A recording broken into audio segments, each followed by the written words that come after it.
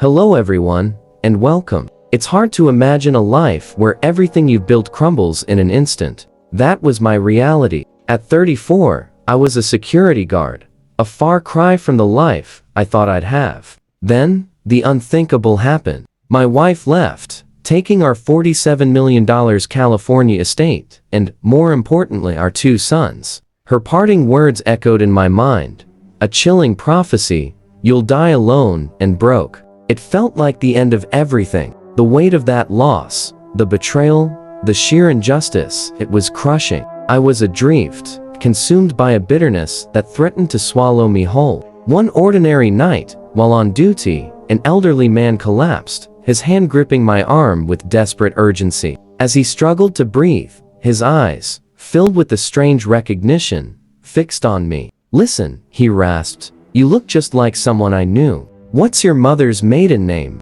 A flicker of something, a distant memory, stirred within me. I told him. His face contorted, and tears began to stream down his cheeks. "I've been looking for you for 34 years, he choked out, his voice thick with emotion. "I'm your—" The wail of an approaching ambulance cut him off, the siren, a stark interruption to this profound, unfolding revelation. He was taken away before he could utter the words that could have changed everything. 3 days later, the world shifted on its axis. The man from the ambulance, the one who saw a ghost of the past in my face, had passed away. But before he did, he'd left behind a message, a name, and a truth that shattered the narrative of my life. It turned out he wasn't just a stranger, he was my biological father. The man who had raised me, the man I called father, was not my father at all. This revelation was a seismic event, a complete redefinition of my identity. It explained so much: